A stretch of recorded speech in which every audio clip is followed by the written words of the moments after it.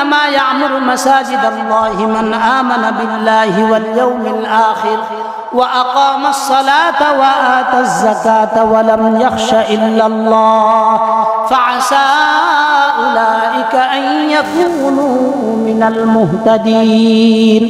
এই আয়াতের তরজমাটা আগে খুব ভালো করে খেয়াল করেন। নিঃসন্দেহে ওই সমস্ত ব্যক্তিরা আল্লাহ তাআলার ঘরের খেদমত করবে। প্রথম শর্ত দিবেন আল্লাহ তাআলা মসজিদের খেদমত তারা করতে পারবে। খুব ভালো করে খেয়াল করেন। আল্লাহ তাআলা বলেছেন ইন্নামা ইয়ামুরু মাসাজিদাল্লাহ,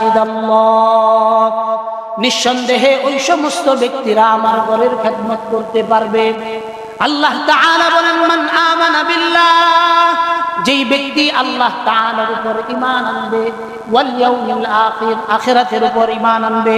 3 নাম্বার আল্লাহ তাআলা বলতেছেন ওয়া আকামাস সালাহ, নামাজ কায়েমকারী হবে, ওয়া আতাজ যাকাত, আল্লাহ তাআলা বলেন 4th নাম্বার যাকাত হিসাব করে আদায় করবে।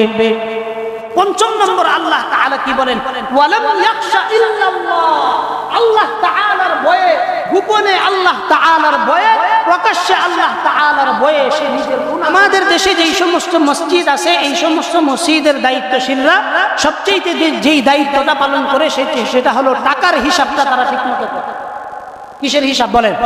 আমাদের এই মসজিদ বইলে না, সারা বাংলাদেশে অধিকাংশ মসজিদের একই অবস্থা, যে মসজিদ কমিটির দায়িত্ব হলো টাকা কার কাছে রাখবে এটা নিয়ে কারাকারি করা, অমুকের কাছ থেকে অমুকের কাছে টাকা রাখা, অর্থাৎ টাকার মাতবরিটা নিজের কাছে রাখা। কিন্তু মসজিদ কমিটি যে একটা দায়িত্ব ইসলামী শরিয়া দিয়েছে, এই দায়িত্ব সম্পর্কে আমরা সকলেই উদাসীন। কথা ঠিক না বেটি?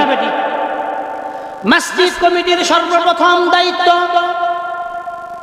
আল্লাহ তাআলা এবং তার রাসূলের পক্ষ থেকে সর্বপ্রথম দায়িত্ব হলো সমাজের ভিতরে একাত্মবাদের স্বীকৃতি সমাজের সর্বস্তরে চালু করে দেওয়া। যেখানে কুফর এবং শিরকের সয়লাব হয় ওখানেই সামাজিকভাবে মসজিদ কমিটির দায়িত্ব হলো এখানে এক আল্লাহ তাআলার পরিচয় মানুষের সামনে তুলে ধরা। 2 নাম্বার দায়িত্ব মসজিদ কমিটির, সমাজের যেই ব্যক্তিটা মসজিদের মধ্যে আসে না, নামাজের মধ্যে আসে না, ওই ব্যক্তির বাড়িতে গিয়ে খবর নেওয়া, ভাই তুমি কি জন্য মসজিদে আসো না? তোমার তো উচিত ছিল মসজিদের মধ্যে আসা এবং মসজিদের সমস্ত হকগুলো আদায় করা। যখন মসজিদ কমিটি কোনো ব্যক্তির বাড়িতে চলে যাবে, নিশ্চিত থাকুন এইটা ওই ব্যক্তির বাবারও ক্ষমতা নাই মসজিদ কমিটিকে কখনো অবজ্ঞা করা। মসজিদের সমাজের 5 জন ব্যক্তি যদি একজন বেরামাজির বাড়িতে যায় হাজির হয়, ওই ব্যক্তি যত বড় শয়তানি হোক না কেন, দিলের ভিতরে যত ধরনের শয়তানি থাকুক না কেন, আল্লাহর ভয়ে মসজিদে আসুক আর না আসুক, অন্তত সামাজিক মসজিদের লিডারদের ভয়ে হলেও আল্লাহর ঘরে সে আসতে বাধ্য হবে। কথা ঠিক না বেঠিক? 4 নম্বর মসজিদ কমিটির দায়িত্ব ছিল সমাজের ভিতরে যদি 120 জন সদস্য থাকে, কোনো একজন সদস্য যদি অসুস্থ হয়ে যায়, ওই অসুস্থ সদস্যের খবর নেওয়া। 1 দিন 2 দিন তিনি যদি মসজিদে না আসেন তার কি সমস্যা এটার জন্য খবর নেওয়া। আদৌ পর্যন্ত আমার মসজিদ কমিটিও বলতে পারবে না, বাংলাদেশের সচরাচর কোনো মসজিদ কমিটি বলতে পারবে না যে সমাজের একজন মানুষ অসুস্থ হয়ে গেছে, দায়িত্ব নিয়ে আমরা তাকে দেখার জন্য গেছি, এটা বলতে পারবে না। এটা ছিল 4 নম্বর দায়িত্ব। 5 নম্বর দায়িত্ব সকালবেলার সাবাহি মক্তবকে মজবুত করা। সকালবেলার সাবাহি মক্তবকে মজবুত করা। সকালবেলার সাবাহি মক্তব যেই মসজিদে মজবুত থাকবে, এই মসজিদ কমিটিও মজবুত থাকবে। যেই মসজিদ কমিটি সকালবেলার সাবাহি মক্তব মজবুত না, এতটুকু নিশ্চিত থাকুন আপনার আগামী প্রজন্ম জাহান্নামের দিকে যাইতেছে, এতে কোনো সন্দেহ। আপনারা সমাজে যখন কোনো গান বাজনা হয়, এটা কি মসজিদ কমিটির দায়িত্ব না ইমামের দায়িত্ব? এটা বন্ধ করা। বলেন, রাগ করছো? এটা আপনাদের দায়িত্ব, আপনারা এখানে কোশ্চেন না, যেহেতু আমার দায়িত্ব সেটা বইলা দেওয়া, আমার কাম আমি বইলা দিছি, আপনাদের কাম হলো এই দায়িত্বগুলো সঠিকভাবে পালন করা। করবেন তো ইনশাআল্লাহ?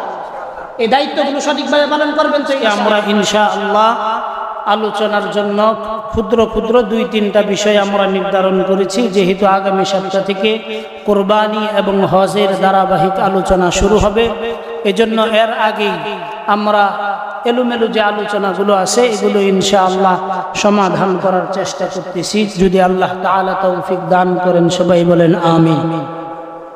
আমরা এই পৃথিবীতে যারাই আসছি সকলেই কোনো না কোনোভাবে আমরা দায়িত্বশীল।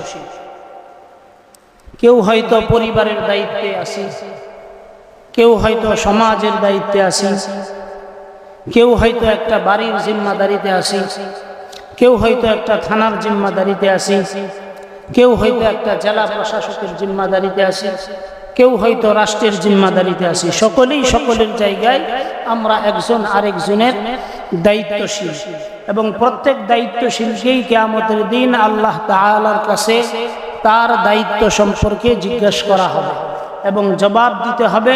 যদি কেউ জবাব দিতে না পারে, আল্লাহ তাআলার আদালতে আসামির কাঠগড়ায় দাঁড়াতে হবে। আমরা পারিবারিকভাবে যারা আমরা আসি, পরিবারের হর্তাকর্তা, আমরা কিভাবে দায়িত্বশীল হলাম? দেখেন, আমি বিবাহ করেছি, আমার অধীনে আমার স্ত্রী, আমার সন্তান। তারপরে আমার পরিবারের সদস্যর ভিতরে যারা আছে আমার অধীনস্থ, তারা সকলেই আমার দায়িত্বে পরিচালিত হবে, এবং তাদেরকে যদি আমি সঠিক পথে পরিচালনা করতে না পারি, এটার জন্য আল্লাহ তাআলার কাছে আমার জবাবদিহিতা করতে হবে। এই জবাবদিহিতার চিন্তা যেই ব্যক্তির ভিতরে থাকবে, এই ব্যক্তি কখনো কিয়ামতের দিন আল্লাহ তাআলার কাছে লাঞ্ছিত হবে না, অপমানিত হবে না, এবং লজ্জিত হতে হবে না। আর যদি আমরা নিজেদের দায়িত্ব সম্পর্কে সচেতন না থাকি, অর্থাৎ উদাসীন থাকি, আমাদের প্রত্যেকের দায়িত্ব সম্পর্কে জিজ্ঞাসিত হতে হবে। পরিবারের যিনি প্রধান আছেন, তিনাকে তিনার স্ত্রী সম্পর্কে জিজ্ঞাসা করা হবে যে তোমার স্ত্রীর কিছু দায়িত্ব তোমার উপরে ছিল, তাকে সৎ কাজের আদেশ করার জিম্মাদারি তোমার উপরে ছিল, তাকে সঠিক পথে পরিচালনা করার জিম্মাদারি তোমার ভিতরে ছিল, তুমি কি তার দায়িত্ব পালন করছো কিনা, এটা আল্লাহ তাআলা জিজ্ঞাসা করবে। জিজ্ঞাসা করলে আপনি যদি দায়িত্ব পালন করে থাকেন, তাহলেই কেবল আপনি উত্তর দিতে পারবেন যে হ্যাঁ, আমি আমার দায়িত্ব সঠিকভাবে পালন করতে সক্ষম হয়েছি। আর যদি আপনি দায়িত্ব সঠিকভাবে পালন না করতে পারেন, আল্লাহর আদালতে আসামির কাঠগড়ায় দাঁড়াতে হবে। কিয়ামতের দিন একজন মহিলা 3 জন পুরুষকে জাহান্নামে নিয়ে যাবে। কয়জন? একজন মহিলা 3 জন পুরুষকে জাহান্নামে নিয়ে যাবে। সর্বপ্রথম তার পিতাকে জাহান্নামে নিয়ে যাবে, 2 নাম্বার তার স্বামীকে, 3 নাম্বার তার ভাইকে, কোনো বর্ণনায় পাওয়া যায় তার বড় ছেলেকে। একজন মহিলা যদি 3 জন পুরুষকে জাহান্নামে নিয়ে যায় নিজের গুনাহের কারণে, তাহলে আমরা যারা ঘরের পুরুষ আছি, আমরা অবশ্যই ওই মহিলার জিম্মাদার। তাকে সঠিক পথে পরিচালনা করা, তাকে দ্বীনের আদেশ করা, দ্বীনের কার্যাবলীগুলো তার মাধ্যমে আদায় করে নেওয়া, এটা আমার জিম্মাদারি, আমার জিম্মাদারিতে পড়ে। আমি যদি আমার জিম্মাদারি সঠিকভাবে পালন না করি, ওই জিম্মাদারির জন্য আল্লাহ তাআলার আদালতে আসামির কাঠগড়ায় দাঁড়াতে হবে। কারণ আল্লাহ তাআলা কিয়ামতের দিন খুব শক্তভাবে হিসাবের খাতা যেদিন কারো বিষয়ে খুলবেন, ওই দিন তার জন্য খুব কঠিন একটা অবস্থা হয়ে দাঁড়াবে। কোরআনে কারীমে আল্লাহ তাআলা বলেন, ওয়াকাফা বিল্লাহি হাসিবা, হিসাব নেওয়ার জন্য অন্য কারো সাহায্য নেওয়ার প্রয়োজন নাই, আমি রবই হিসাব নেওয়ার জন্য যথেষ্ট। হাদিসে আসছে, আল্লাহ রাসূল সাল্লাল্লাহু আলাইহি ওয়াসাল্লাম বলেন যে আমার উম্মতের প্রত্যেকেই দায়িত্বশীল, এবং কিয়ামতের দিন তার দায়িত্ব সম্পর্কে কিয়ামতের দিন আল্লাহ তাআলার কাছে সে জিজ্ঞাসিত হবে। হাদিসে পাকে আল্লাহ রাসূল সাল্লাল্লাহু আলাইহি ওয়াসাল্লাম বলেন, আলা কুল্লুকুম রাঈন ওয়া কুল্লুকুম মাসউলুন আন রাঈয়াতি। আল্লাহ রাসূল সাল্লাল্লাহু আলাইহি ওয়াসাল্লাম বলেন যে তোমরা প্রত্যেকেই দায়িত্বশীল, এবং কিয়ামতের দিন তোমাদেরকে সেই দায়িত্ব সম্পর্কে জিজ্ঞাসা করা হবে। গেল এটা পরিবারের কথা। একজন যিনি সমাজের মেম্বার আছেন, তিনি সমাজের হর্তাকর্তা, সমাজের দায়িত্বশীল। সমাজে কোনো অন্যায় যদি হয়, অপকর্ম যদি হয়, পাপাচার যদি হয়, এটার জন্য সমাজের যিনি মেম্বার আছেন, মাতবর আছেন, কিয়ামতের দিন আল্লাহর আদালতে তাকে আসামির কাঠগড়ায় দাঁড়াতে হবে। কি জন্য সে সৎ কাজে মানুষদেরকে আদেশ করে না। 3 নাম্বার আসেন, আমরা যারা মসজিদের দায়িত্বশীল আছি, মসজিদের দায়িত্বশীল যারা আছি, অর্থাৎ যাদেরকে আমরা মসজিদ কমিটি বলি বা সামাজিক লিডার বলি, আমাদেরও কিছু দায়িত্ব আল্লাহ তাআলা বন্টন করে দিয়েছে। নাম্বার 1, আমরা যারা সমাজের দায়িত্বশীল আছি, সমাজের মসজিদের জিম্মাদারিতে আছি, সোজা সাজা বললে যারা আমরা মসজিদ কমিটিতে আছি, আল্লাহ তাআলা আমাদেরকে কিছু দায়িত্ব বন্টন করে দিয়েছেন যে এই দায়িত্বগুলো তোমাদের, এই দায়িত্বগুলো তোমাদের পালন করতে হবে। যদি দায়িত্ব পালন না করো তোমাদেরকে আসামির কাঠগড়ায় দাঁড়াতে হবে। আগেকার দিনে একটা সময় ছিল যখন সামাজিক যত কাজগুলো হইতো সমস্ত কাজগুলো মসজিদ ভিত্তিক হইতো। কি ভিত্তিক?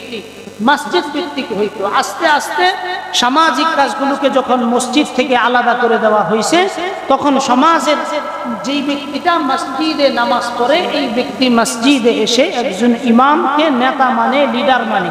এটা কিসের ক্ষেত্রে? সামাজিক ক্ষেত্রে, মসজিদের ক্ষেত্রে।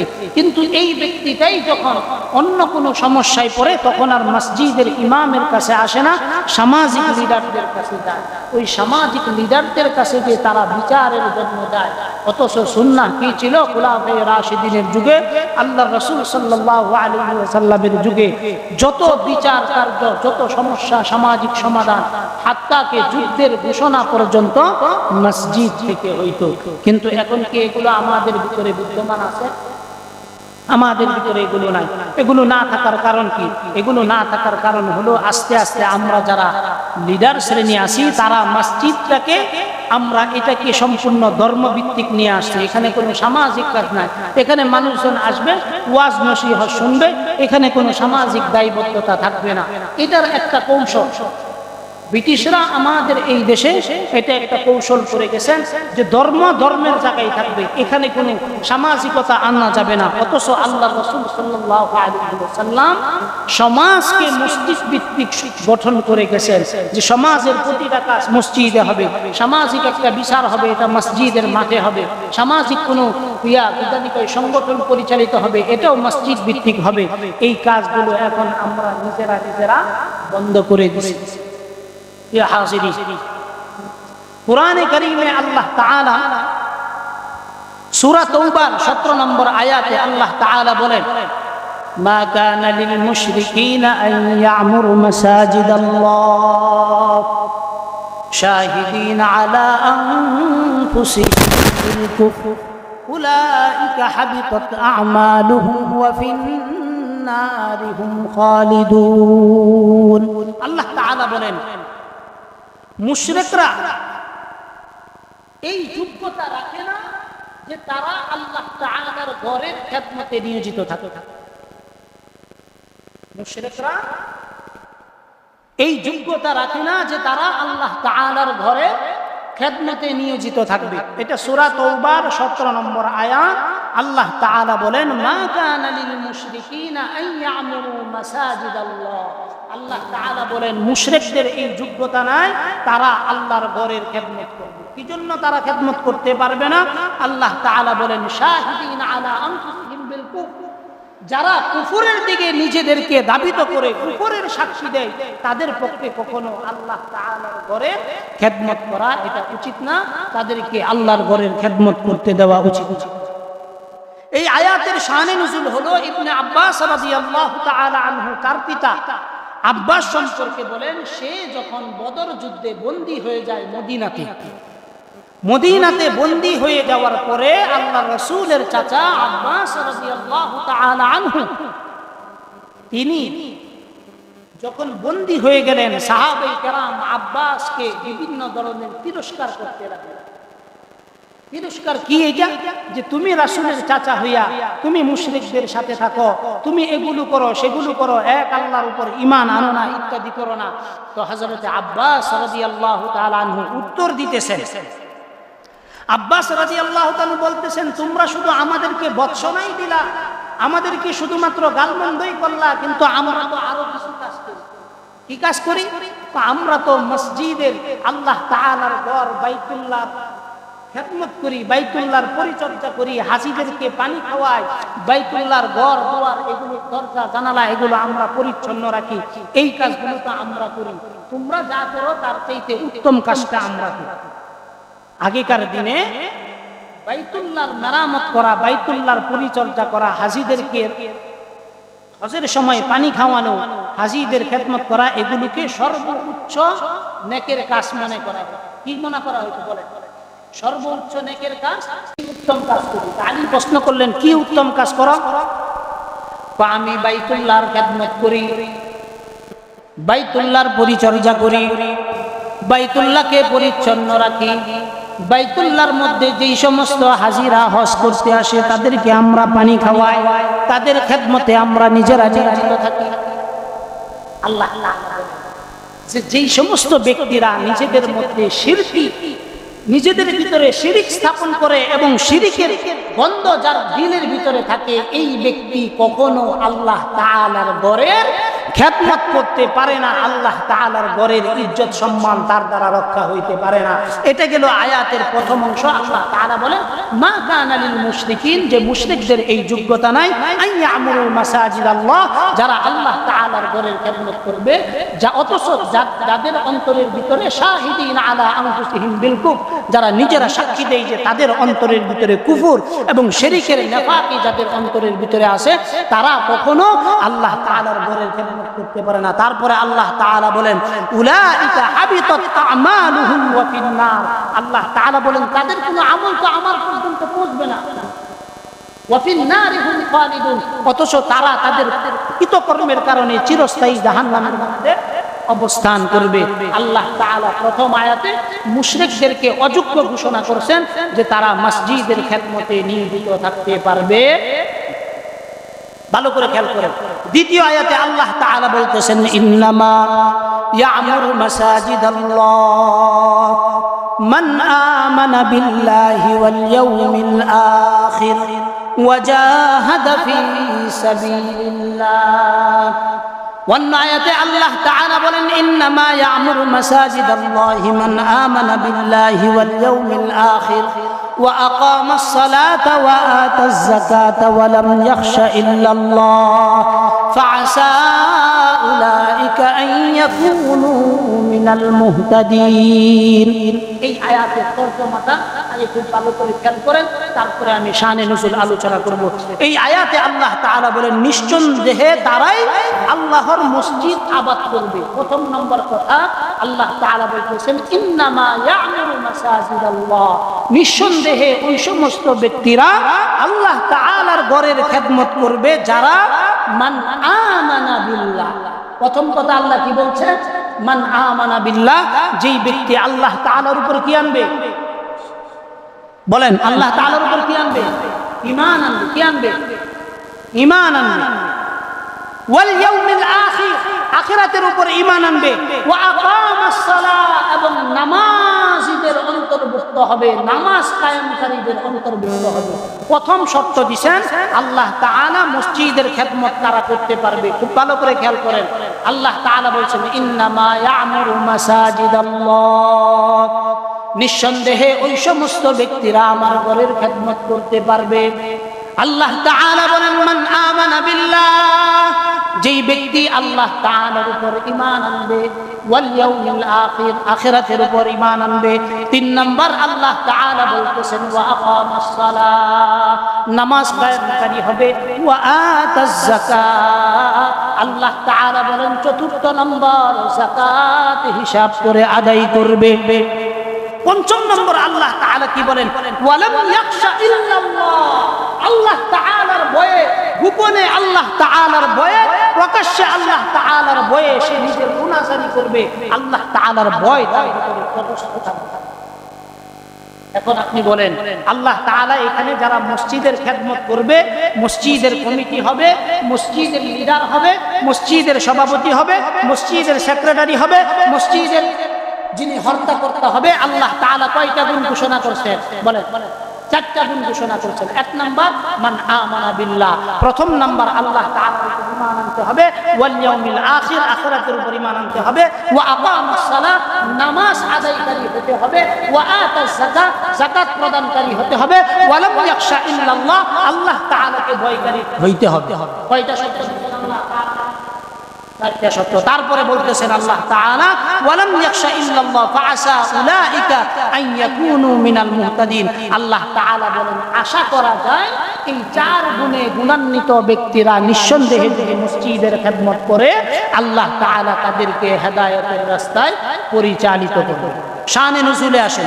এবার আসেন এই আয়াতের শানে নুজুল সম্পর্কে আমরা আলোচনা করি। শানে নুজুল নম্বর 1, এই আব্বাস সম্পর্কে এই কথা। আব্বাস রাদিয়াল্লাহু তাআলা আনহুকে যখন যুদ্ধের ময়দানে বন্দী করে নিয়ে যাওয়া হয়, তো তিনি নিজেকে মুসলমানদের থেকে খুব বেশি পরহেজগার এবং ভালো কাজ করে এটার প্রমাণ দেওয়ার জন্যই আল্লাহ তাআলা তিনি বলছিলেন যে আমি তো হাসিদেরকে পানি পান করাই, মসজিদের খেদমত করি, আমরা বন্দি মুক্তি দিয়া দেই, বন্দীদের মুক্তিপণ ছাড়াই আমরা বন্দীদের মুক্তি দিয়া দেই, তোমাদের চাইতে তো আমরা ভালো কাজ করি, নেকির কাজগুলা করি, অতএব তোমরা ঈমান আনছো এটা তোমাদের বোকামি, আমার ঈমান আনার কি নাই, কোনো প্রয়োজন নাই। আল্লাহ তাআলা হযরত আব্বাসের উত্তরে এই আয়াত নাযিল করেছেন, ইন্নামা ইয়ামুরু মাসাজিদাল্লাহ মান আমানা বিল্লাহ ওয়াল ইয়াউমিল আখির। আল্লাহ বলেন, আব্বাস তুমি কেন তোমার 14 গোষ্ঠীও যদি মসজিদের খেদমত করে কোনো লাভ হবে না, কারণ মসজিদের খেদমত করলে তখনই লাভ হবে যখন তুমি মান আমানা বিল্লাহ ওয়াল ইয়াউমিল আখির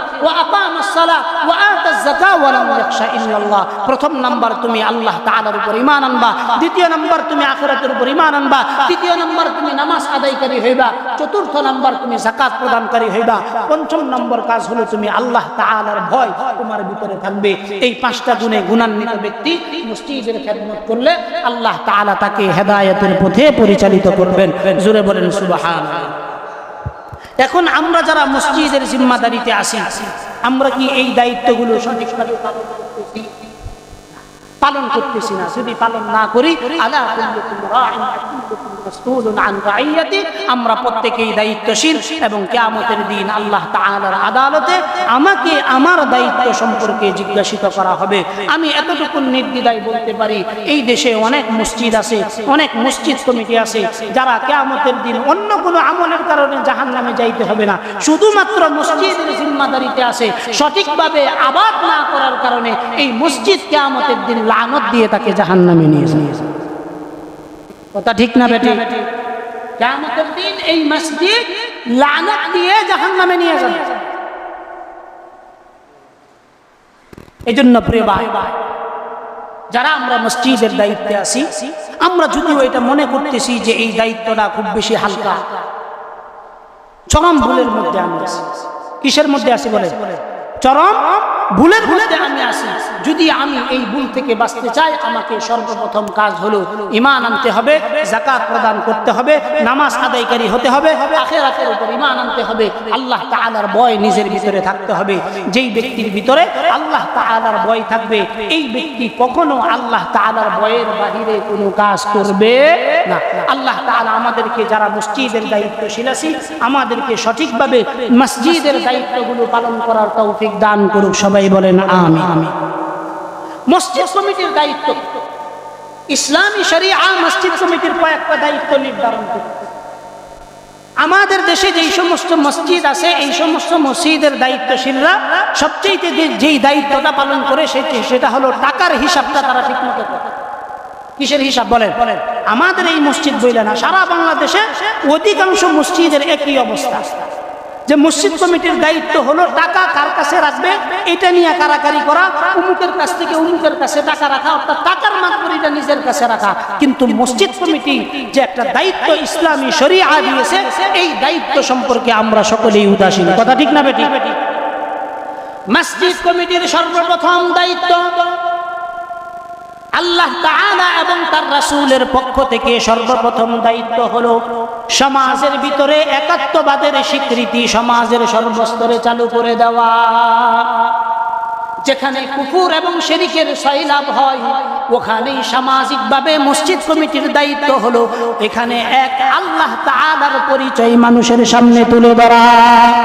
এখন আপনি বলেন, আমাদের এই দেশের যতগুলো মসজিদ কমিটি আছে, কোন মসজিদ কমিটি বুকের মধ্যে হাত দিয়ে কি এই কথা বলতে পারবে যে আমি আমার সমাজ থেকে কুফর এবং শিরক এগুলো দূর করার জন্য আমি আমার যথাসাধ্য, আমি এবং আমার মসজিদ কমিটি আমরা চেষ্টা করছি?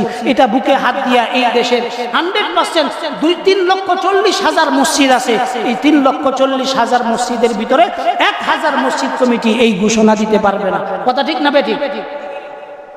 2 নম্বর মসজিদ কমিটির দায়িত্ব হলো সমাজের যেই ব্যক্তিগুলো নামাজ পড়ে না, কি পড়ে না, বলে নামাজ পড়ে না, তাদেরকে মসজিদ মুখী করার জন্য এটা কয় নাম্বার কাজ?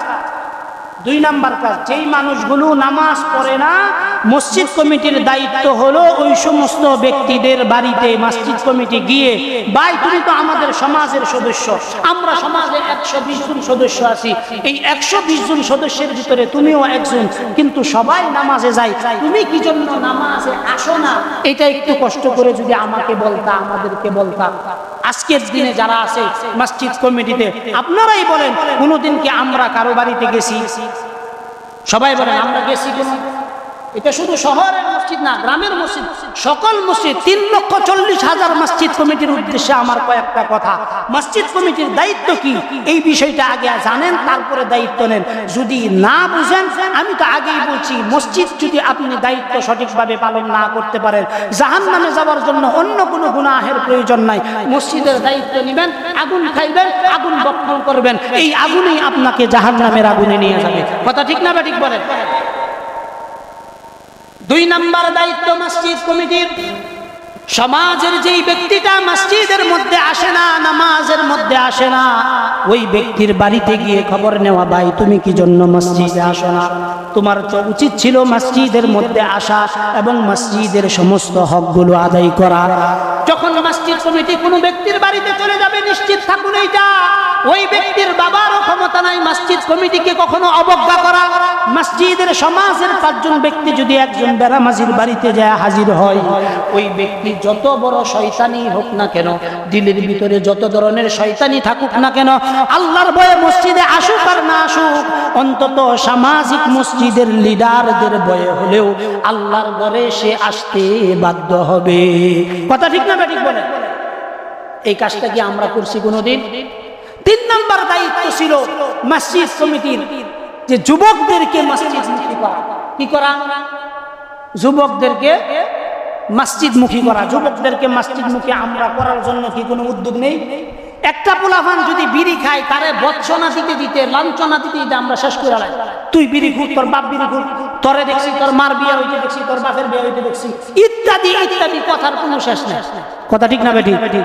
কিন্তু কোনোদিন কি একদিন এই যুবক ছেলের পিঠের মধ্যে হাত দিয়ে এতটুকুন কথা বলতে পারছেন, ভাই কি জন্য বাজে নেশা করো, কি জন্য বিড়ি খাও? তুমি তো বিড়ি না খায়া তোমার যৌবন বয়স, এই বয়সে যদি তুমি আল্লাহর ঘরে গিয়ে আল্লাহকে সেজদা দাও, তোমার সেজদার ওজন তো এত ভারী হয়ে যাবে যে এই জমিন পর্যন্ত তোমার সেজদার ওজনকে নিতে পারে না। জোরে বলেন সুবহানাল্লাহ।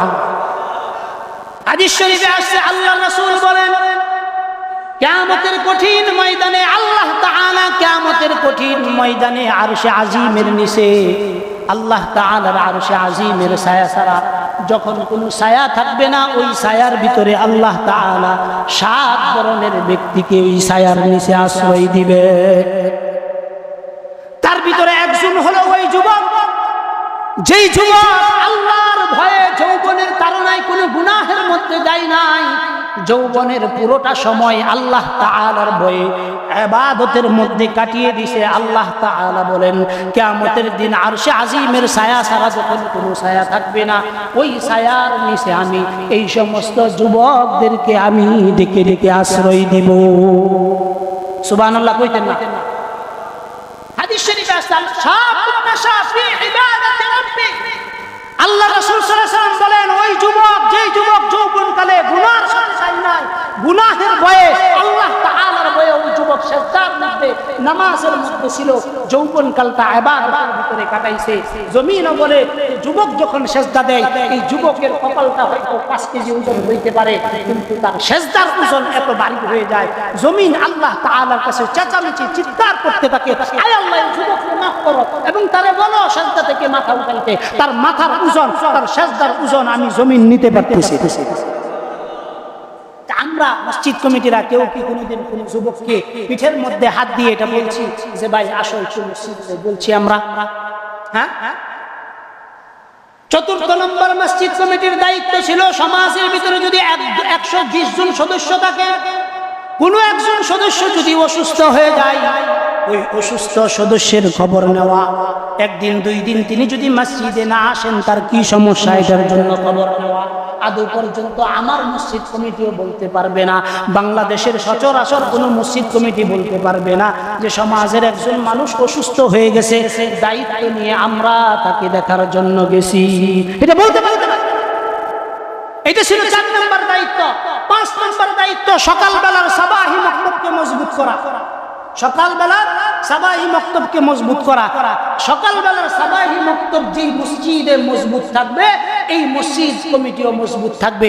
যেই মসজিদ কমিটি সকালবেলার সাবাহি মক্তব মজবুত না, এতটুকু নিশ্চিত থাকুন আপনার আগামী প্রজন্ম জাহান্নামের দিকে যাইতেছে, এতে কোনো সন্দেহ। আপনারা বলেন মিজান আসতে কয় বছর হয়েছে? 2 বছর হয়েছে।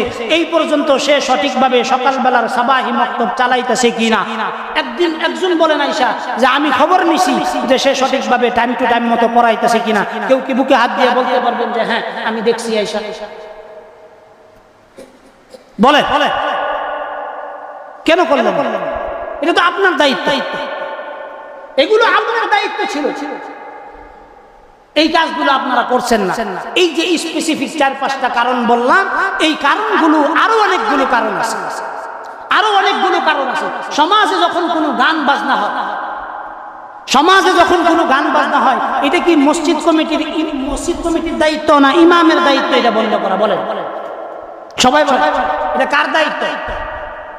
সবাই বলেন মসজিদ কমিটির দায়িত্ব। কিন্তু মসজিদ কমিটি যদি এই গানের সাথে সম্পৃক্ত থাকে, বুঝেন নাই কথা, দেখা গেছে মসজিদ কমিটির কেউ এই গানের সাথেই সম্পৃক্ত, তখন আপনি কার বিরুদ্ধে কথা বলবেন?